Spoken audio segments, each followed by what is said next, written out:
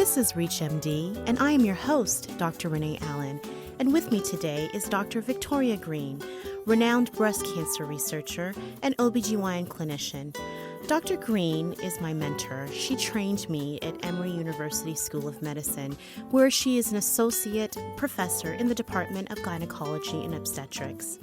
Dr. Green, welcome to ReachMD. Thank you so much for the opportunity. Today we will be discussing the latest diagnostic and treatment advances in treating breast cancer in American women. Dr. Green, the United States Preventative Services Task Force has certain recommendations in addition to the ACOG recommendations for screening. Can you discuss this a little bit further? Definitely. Very, very interesting that they're both actually looking at the exact same data and just coming up with different ways or different perspectives or different ideas as to what's most important. The United States Task Force recently, in about 2009, recommended a change from the general annual mammography, which is what we've been doing for quite some time, to one in which we're biennial or every other year. Now, they're not unusual in the sense that there are other countries, such as Canada, who has a recommendation, I believe, of about a year and a half between their mammograms as well, so it's not unusual. But looking at the same data, ACOG recommends, along with the American Cancer Society, American College of Radiology, and multiple other organizations, they recommend to continue with the annual screening mammogram rather than moving to the biennial mammogram. Additionally, ACOG also recommends the continued screening of the women between the ages of 40 and 49, which has been somewhat of a controversy. The United States Task Force, on the other hand, has recommended not to screen them, and that double negative was on purpose. They're not saying not to screen them, but they're saying to not routinely screen them, but in each scenario to discuss with the woman based on her goals and objectives as to whether this is an appropriate tool for her. This is very interesting. Dr. Green, how have you been able to navigate the difference between these two recommendations from these two organizations? What do you do in your current practice? Very good point, because we're all working with other specialists. So I have internal medicine and family medicine practitioners who usually follow the United States Task Force recommendations, who are referring patients for other non-breast-related conditions, and that topic does come up. I usually have spoken to those physicians in advance because we often work in a similar environment that I have the ability to communicate with them to let us know, what are we thinking, what are we focusing on, and what do you want me to do in that type of scenario. In those that are being followed by other practitioners for their GYN care, I allow them to make those determinations and take care of what that individual has been referred to me for. Whereas those who I am following, I follow the ACOG recommendations. Now, even when we consider those, we have to remember that each of the tools that we're talking about does have limitations. When we look at the data, the American College of OBGYN, as well as the National Comprehensive Cancer Network and many other cancer organizations, focus on the fact that even in the age group between 40 and 49, that we are able to reduce their mortality. And in using the United States Task Force data, we're reducing it about the same amount as in the 50 to 59-year-old age group. So they both are benefiting from a reduction in mortality by the use of annual mammograms. But we also know in that same group, because of density in the breast tissue, sometimes the inability to detect lesions, difficulties in finding the mass within that type of breast tissue, that group in the 40 to 49-year-old age group is going to have more biopsies that are not necessarily associated with cancer, and what people are now considering to be unnecessary biopsies. And that's almost double what we see in the older age group.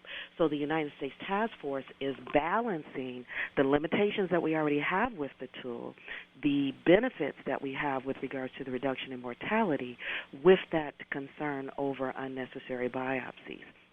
ACOG, on the other hand, is saying because we do have a benefit for that age group, 40 to 49, again, very similar to the 50 to 59-year-old age group, that organization focuses on the ability to detect more of the cancers. But again, looking at the same data, you can come out on different sides. Let's move on to one of the hot topics that's been in the media recently with regards to Angelina Jolie and gene testing. Can you speak a little bit about breast cancer susceptibility gene testing that's available in the United States? Definitely. This is, as you say, clearly Angelina Jolie has been a benefit for us in the breast cancer realm when she decided on her own, based on her risk and her BRCA positivity, that's BRCA breast cancer susceptibility gene, that she was going to undergo a bilateral mastectomy in order to reduce her risk of breast cancer. Many in the community have had to make similar decisions based on that type of information, but when she came forward and this was placed in the press, this opened the eyes of many physicians as well as many patients as far as the options that are available to those who may be BRCA positive.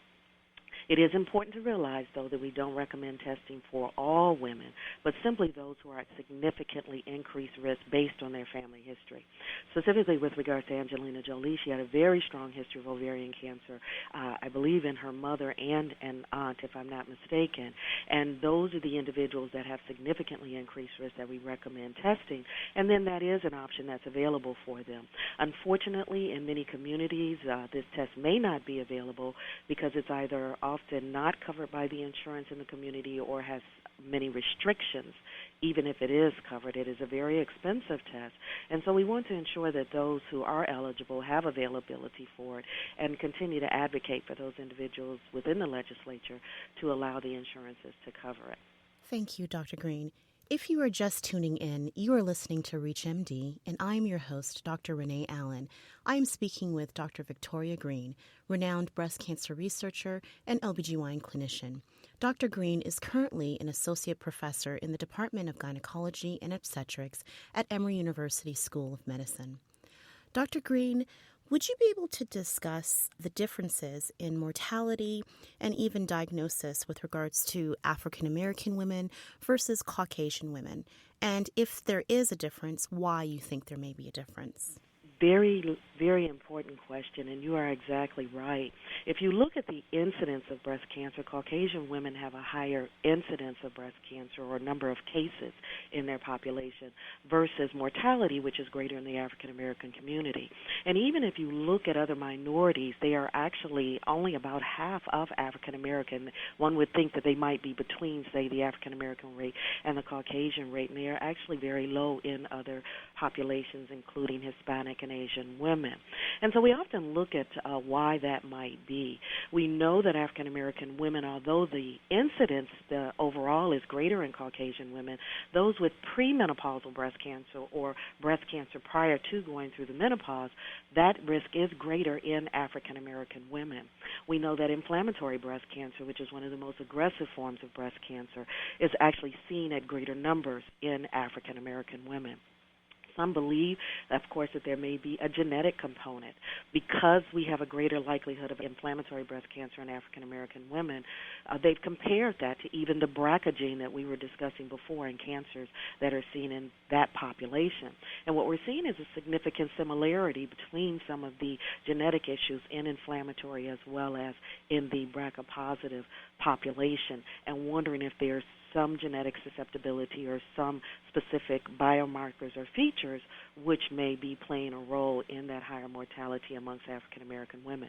When you look at access to care, which was the initial concern, that African American women may not have access and therefore they are reaching out for care at a later stage, maybe at stage 3 or stage 4 versus the stage 1 or stage 2 that we prefer the patient to be seen in. But again, once you focus on that rate in other minorities, which may also have decreased access to care, one would think that you would see a similar mortality, and we're not seeing that. So we know that access to care may be an important component, but it is not the entire component. And so I think that it's very important that programs such as yours, and I appreciate and applaud you and your expertise as well as your organization in getting this information because it is critical out to the providers as well as to the patients as far as what is available, what are the risks and limitations of what we have available, and then with shared decision-making principles for the providers and the patients to then determine what is the best plan of action for the individual patient. Dr. Green, would you be able to touch on recommendations for breast awareness versus breast self-exam, and what is the difference? You're right. Many of the guidelines have now changed to a breast awareness versus in the prior guidelines, prior to about 2000, 2001, it was all breast self-examination. And breast self-examination is a systematic evaluation of the breast, a certain pattern of search on the breast tissue, extending, to certain anatomical areas. So it was very systematic and very stepwise in order to assess the breast tissue. And now organizations are changing, especially those who are not high risk. And so I want to stress that all the information that we've discussed prior has all been in the non-high risk. And some of those guidelines are changing based on, say, the high-risk individual. But in the non-high risk individual, now looking at simply an awareness. What is the tissue like? A lot of women have the fibrocystic condition. So what is your normal tissue like? Where do you generally have your discomfort? What changes have you noted in the breast tissue since the last cycle or since your last exam? As part of that awareness, though, we're also looking at the risk factors. What are your risk factors?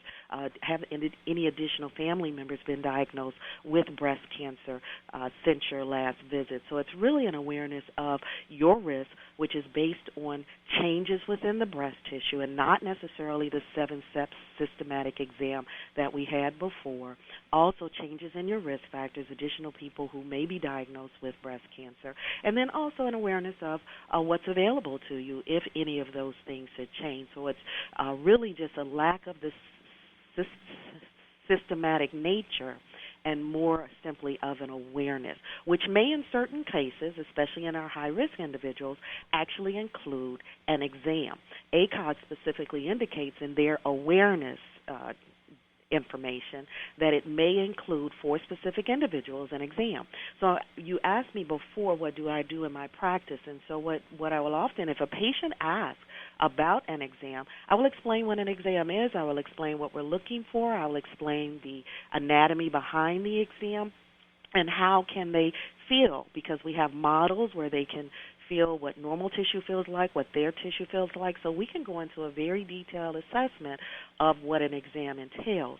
But if the patient is not asking with regards to evaluation of her breast exam, then we will more discuss the awareness of changes, awareness of what happened since the last exam. And the reason why this is important, or the reason why it appears to have changed, is there was data that came out with regards to specifically self-breast examination, which did not show a reduction in mortality in those who had been explained, who had a discussion about self-breast examination. That lack of decrease in mortality, though, was sort of flavored by the fact that we only discussed breast self-examination with the individual. There was no guarantee that those individuals actually perform breast self-examination.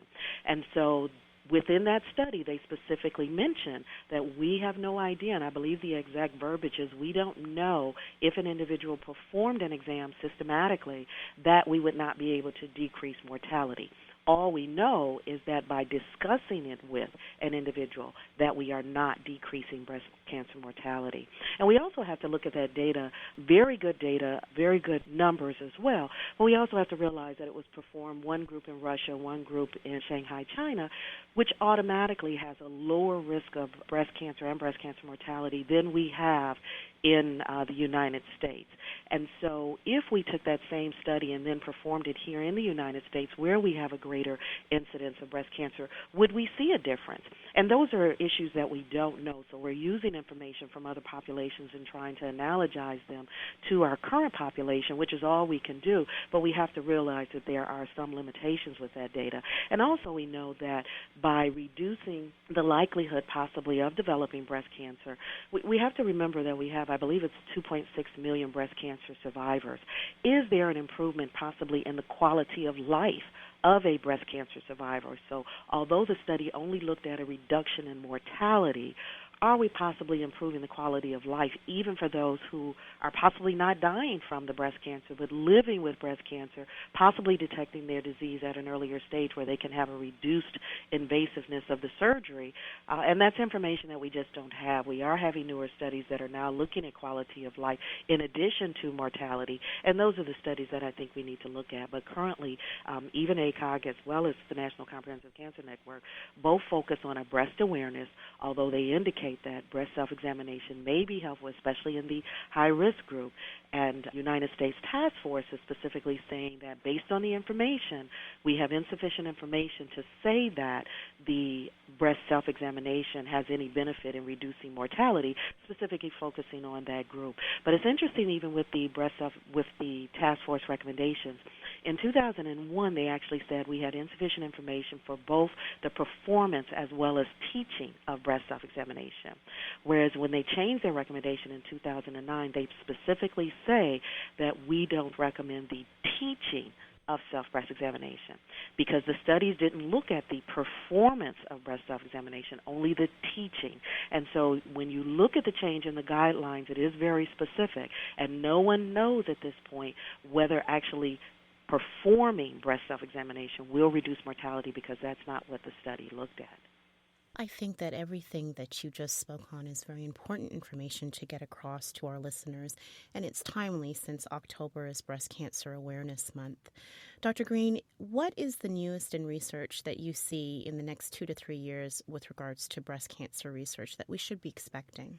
We're getting a lot of information with regards to dietary issues, how can we help to prevent breast cancer, a lot of information coming with regards to other preventions for breast cancer. We know that tamoxifen and raloxifene have been approved to reduce the risk of breast cancer, and there are other things that we can do. Are there behavioral changes, dietary changes that we can look at? A little bit's going to change with regards to the research as well. In order to look at the risk of breast cancer, one has to study individuals for at least 10, preferably even longer years. And now they're looking at biomarkers and are there other things such as the chemicals or the proteins within the cancers or within the tissue that we can look at so that we don't necessarily have to follow the individual for 10 to 20 years to find some benefit. I'm sure you're also hearing the information with regards to mammographic breast density and some of the laws that are changing in many states with regards to breast density. And so we are going to hear more about that and some of the imaging modalities that have been used to study that as well. So a lot of information coming forward, and we're going to need to keep up with this on a day-to-day basis just to make sure that we're providing that appropriate information to our patients and ensuring that they're receiving the best health care that we can provide. Dr. Green, briefly, is there anything that you haven't covered that you would like our listeners to know about breast cancer research? Definitely. I think the data is coming. The data that we have is there. I think it's most important that we realize the benefits and limitations of what we have. But more importantly, I really haven't discussed the shared decision-making principles of simply looking not only at informed consent, providing the limitations, the risks, the alternatives with the patient, but also looking at the patient's goals and objectives. And what is she interested in? And has she had a mother who's deceased from breast cancer who is more likely to want to have a mammogram versus someone who maybe doesn't have that within their history. So again, I think that because we do not have a tool that is 100%, that shared decision-making principles are going to be very important in getting that information across to the patient so that we can ensure that not only we are satisfied with the health care that we're providing, but also that the patient is satisfied and going to therefore be more compliant with what we're recommending. Many thanks to our guest, Dr. Victoria Green, for joining us today. Dr. Green, thank you so much. Oh, thank you, and thank you for the opportunity to speak to you. I really appreciate that. I am your host, Dr. Renee Allen, and you've been listening to ReachMD. To download this podcast and others in this series, please visit reachmd.com.